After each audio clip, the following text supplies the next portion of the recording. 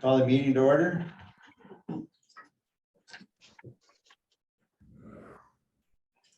I pledge allegiance to the flag of the United States of America and to the republic for which it stands, one nation, under God, indivisible, with liberty and justice for all.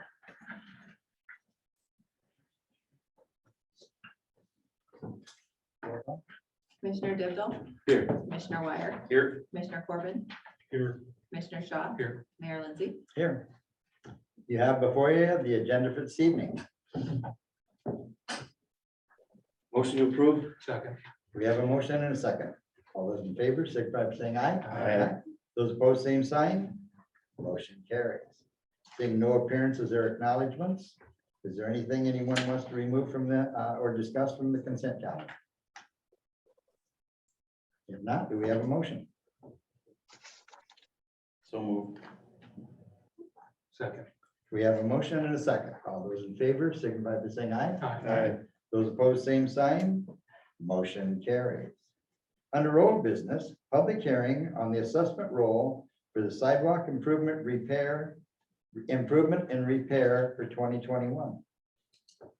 Jameson, you want to address that? Sure. We start with the hearing and then later in the agenda, we have two resolutions. So these are wrapping up some of the projects from last year, both from sidewalks that were new to be installed throughout the areas designated in the city by the sidewalk committee, as well as sidewalks that needed to be repaired that were already in existence. So at this point, the resolutions later on would be to levy those costs against the properties that have not yet paid. I know Sonia has information on how many of those are. I know there's been some that have been coming in the last couple of days to make those payments, and they've got the next 30 days to do so as well. So nobody's here for the hearing. Do we have any questions or comments on this since it's a hearing and that from the public? Okay, seeing none, we'll move on to second reading of ordinance number 1652, discretionary formula. Discussed previously. No changes from last meeting. This adopted discretionary formula for certain commercial and affordable residential housing structures within the city, where the property owners would pay 25% in years 1 and 2, 50% in years 3 and 4, and 75% in years 5 and 6. Questions or comments? Not, do we have a motion? I'll make a motion to adopt ordinance 1652 discretionary funds. Second. We have a motion and a second. All those in favor, signify by saying aye. Aye. Those opposed, same sign. Motion carries. Under new business, adopt resolution 2022-45, adopt and levy the sidewalk improvement 2021. This would be for new sidewalks installed as part of the 2021 sidewalk improvement project. Questions or comments? We have had 3 that have come in and paid already. And another 30 days before it goes. There's no interest while the city still has it. Once it hits the county, interest will start coming. Do we have a motion? So moved. Second. We have a motion and a second. All those in favor, signify by saying aye. Aye. Those opposed, same sign. Motion carries. Adopt resolution number 2022-46. Adopt and levy sidewalk repair improvement from 2021. This is basically the same thing, only repairs that were done instead of a completely replacement. Yeah, we've had 5 of them in already. We sent the first letter out for both of these certified. The next letter will go out just regular mail. That'll go out tomorrow, and then they have through the 19th of September. Any questions or Sorry, comments? 19th of October. Sorry. Do we have a motion? Motion to approve. Second. We have a motion and a second. All those in favor, signify by saying aye. Aye. Those opposed, same sign. Motion carries. Adopt resolution number 2022-48. Amend employee compensation exempt to non-exempt. And Jameson, you want to address that one? Sure can. At the last meeting, the commission approved this resolution change to create the position for an IT coordinator. After some more research by staff, we recommend a small change to move it from an exempt position to a non-exempt position. It'll still be at the same grade as the last resolution that you approved. We just believe it'd be better set as an hourly position.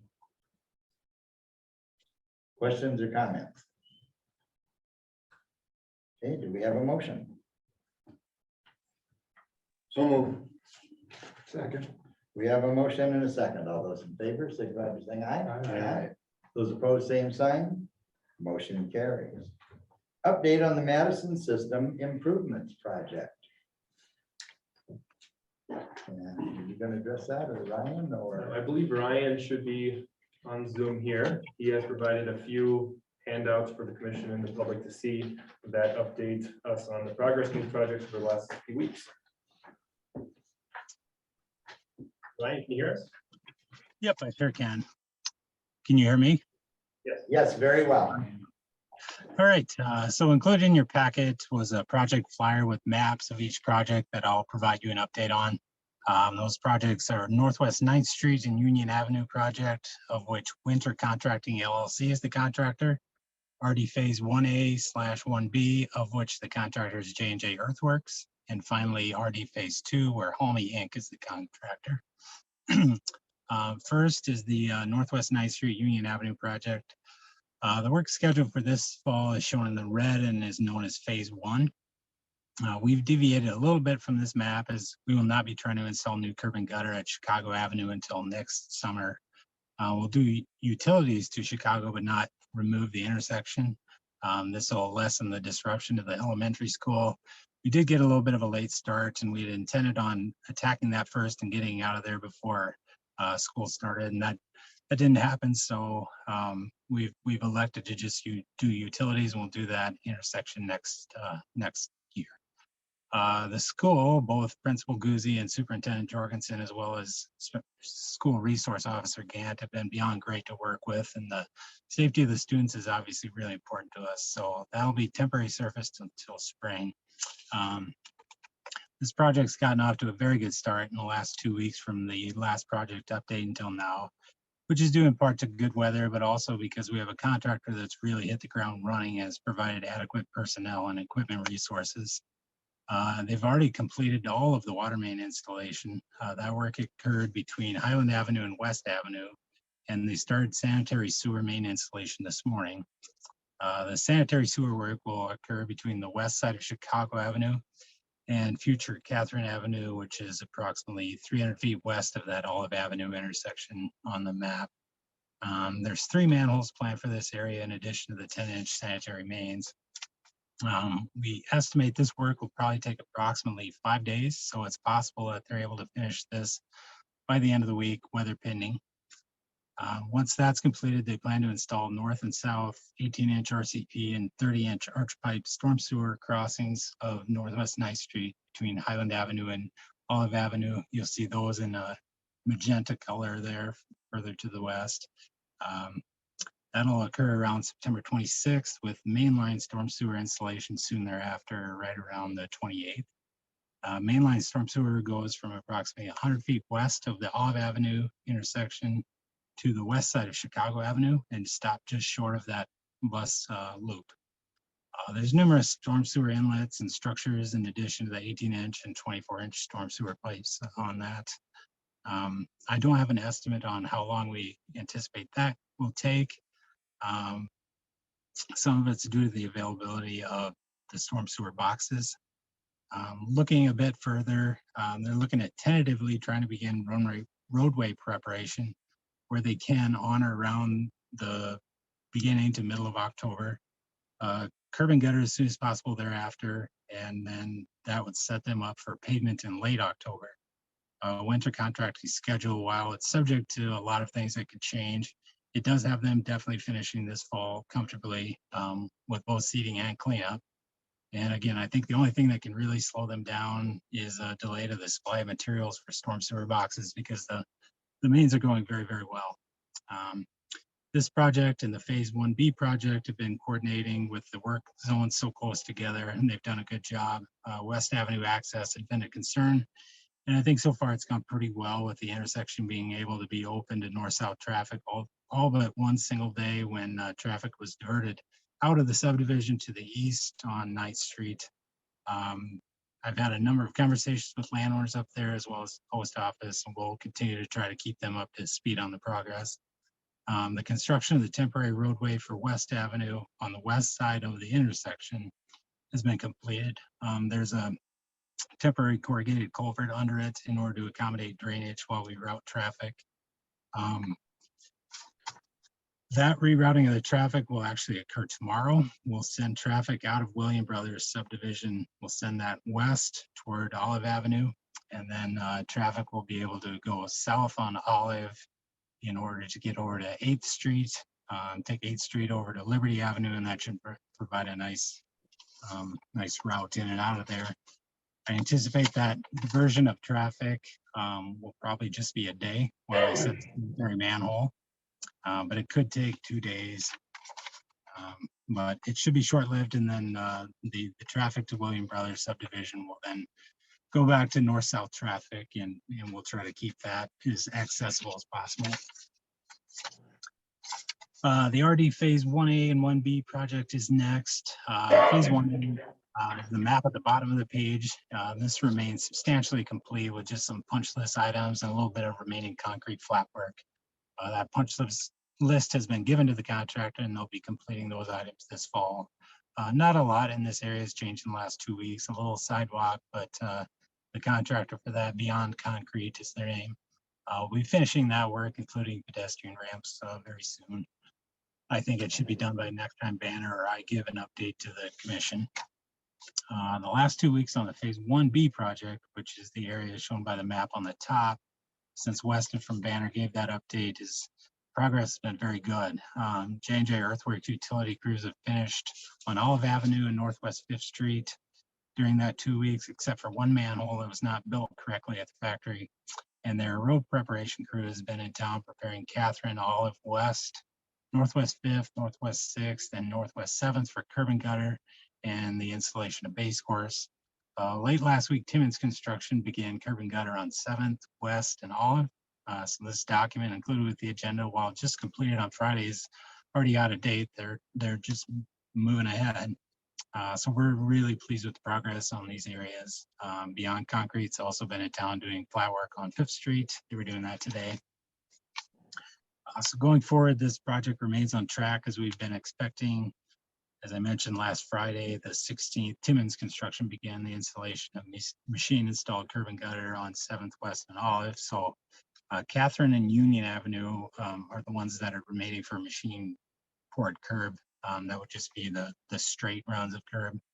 On Wednesday this week, they'll be hand forming some of the curb and gutter tie-ins around the radius and doing those radius pours around the corner. They'll do that by hand. And then this coming Friday, it's anticipated that the prime contractor, J&J Earthworks, will be completely finished with all mainline pipe installation on the project, the last of it being North Union Avenue. So all that will remain utility-wise is some service tie-ins after all appropriate bacteria and pressure testing are done to make sure the water mains are safe and ready to come online. Then they'll do those services.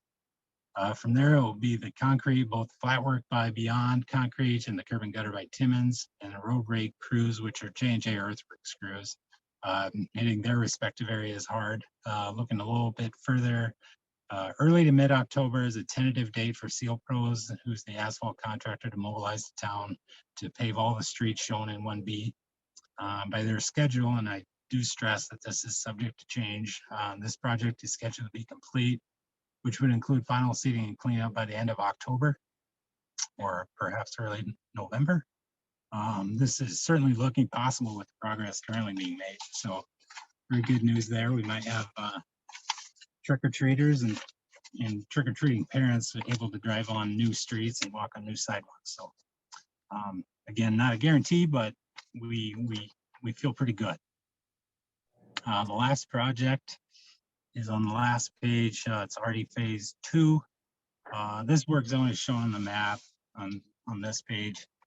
Progress on this project of late in the last 2 weeks since the last update by Banner has been the continuation of utility installations on Prairie Avenue And the roadway crew, which is Rounds Construction, has been coring Prairie Avenue between 5th and 7th Streets. They're getting down to the 7th grade in preparation of bringing in base course. And then concrete, sidewalk, and driveway installations have occurred on Northeast 9th. Century Concrete and Hervey Concrete have been working together on those areas. In addition to Rounds Construction preparing the roadway on Prairie, they have crews that are working on grading the boulevard areas in preparation for seeding and fertilizer by a subcontractor called Total Till. This work can be seen on Lincoln Avenue. The work that they were able to accomplish last week, I think looks very good. I think the boulevards look great. They unfortunately had the wrong seed mix, and they're going to have to get the correct stuff and then come back to town. But we're really pleased with how that turned out, how that was looking. I think residents can be happy with those once we get it finished.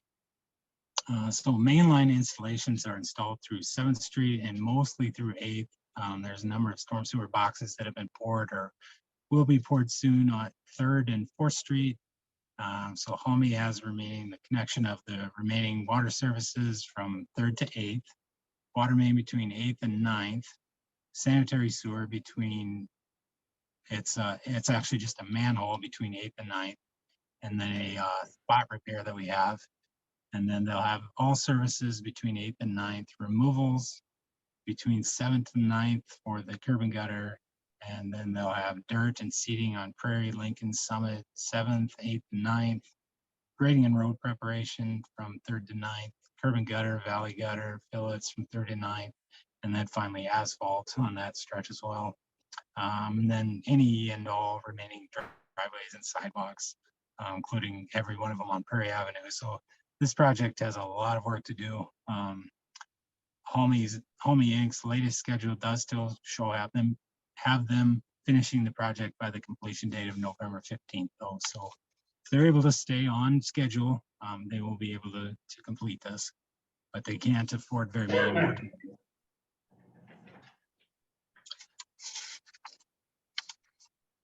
And with that, I would answer any questions you have, or Questions or comments? Questions or comments from the audience? Okay, seeing none, thank you, Ryan. yeah, you bet. Okay. No motion needed on that one. Sonia, update on the audit. We met with the auditors, or Randy Shanefish from Shanefish, our auditing firm, last week. I was very pleased to hear that there weren't any findings. Obviously, that was my first audit with the city, so that was good. They did give us a kind of a little pocket list of things that are immaterial, but they would recommend. And yeah, the handout that I sent out earlier, some of those are more reporting type things, just the way that we look to report, and some of that will be handled with our new software anyway, because they were still working with the old. So some of those items will resolve themselves. Some of the items have been listed on our audits for probably 3 or 4 or 5 years that I've gone back and looked. But there's a couple policy things that I think we can clear up and get those off of there as well for the next, or before our next audit. So the second page of that is just a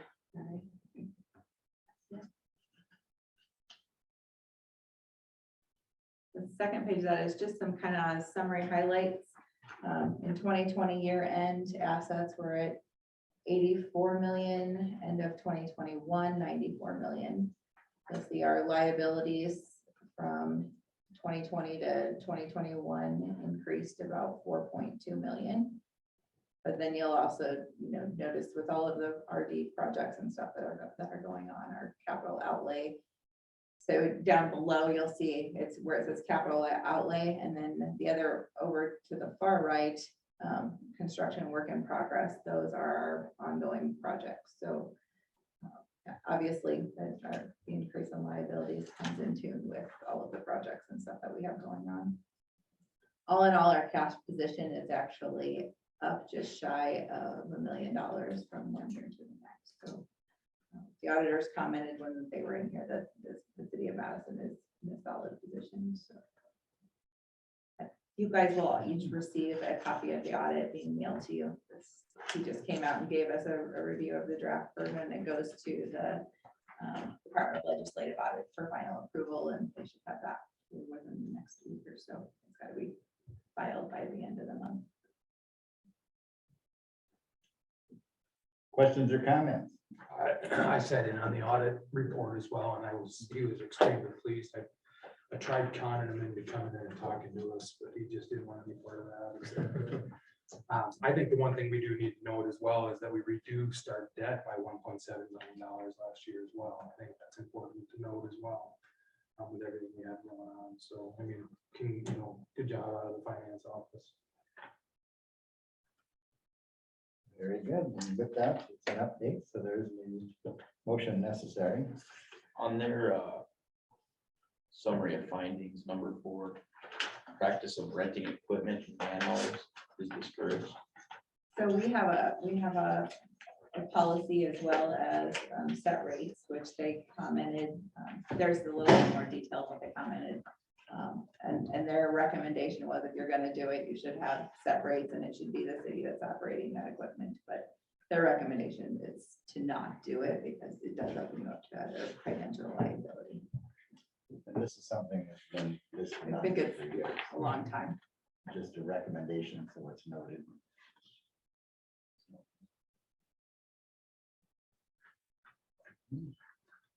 Other questions? Any questions from the audience? Yes, sir. What was the exact number that we reduced our debt by again? 1.751 million.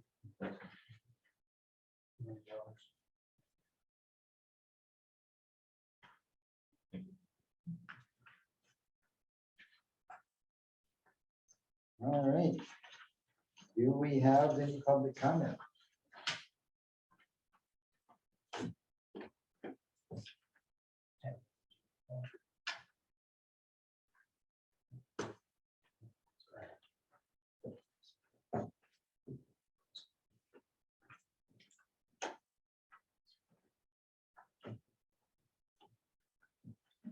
Brent, would you come up to the table in that and identify yourself and that for the people that are listening at home? And we have a question on sidewalks. Yeah, Rick Peterson, live on North Lincoln. Just wondering about the specs, of the sidewalks from the sidewalk to the curb on the corners of the boulevard. They seem to be about 6 inches skinnier than what come out. And I'm also manager of the Washington Law Office. And Ryan, are you still on? Yes, sir, Aaron. Okay, could you be a little more specific on, so it'd be the boulevard sidewalks on the corners. okay, The main sidewalk is a wider width than what goes to the street by about 6 inches. That's different than what was tore out. Yeah, so when those projects were designed, they were designed with 4'8" is our typical sidewalk width, and at 4'8" went everywhere except those ADA ramps. We had gotten that, I guess, kind of mimicked what the city of Sioux Falls does. They put 4 foot wide ADA ramps down to the streets. So in that first year when we were doing that project, the curb and gutter was poured for a 4 foot opening. Over the winter time, and I think on future projects, we're going to elect to make it all 4'8" wide. So the only 4 foot areas are going to be those that were poured ahead of our change. Any new ADA ramps poured on both this project and future projects will be the 4'8" typical width. But the 4 foot is ADA compliant. It's the minimum ADA width. So it's fully compliant. It's just a deviation from our normal. I guess I'm just not sure what prompted the change. can you speak up a little? You know, during the design phase, they just elected to go with a 4 foot wide sidewalk. I wasn't part of the design meetings, but I think I just understand it to be a factor of, cost savings and also just going down to the minimum necessary to achieve ADA. So again, there's nothing, as far as a compliance issue, nothing wrong with it. It just comes down to a matter of personal preference at that point. And my preference is that we do 4 foot 8 inches wide. And so that's going to be our plan going forward. And Ryan, when were these put in? Do you know for sure? So that one specifically, I couldn't tell you exactly when it was put in. This year. Last month easily. Okay, this year. Okay. Yeah, and that might have just been one where, it slipped through the cracks, because this winter we had made a decision to go with the 4 foot 8 inch wide. And that might have been one that they defaulted to the 4 foot. They may have looked at their detail, which indicates 4 foot wide, and poured it that way. It's like they went all the way up Lincoln that way. Yeah, so Lincoln was that way because those were poured last fall. Going up Lincoln. Oh, every corner going up Lincoln? From Forest to whatever.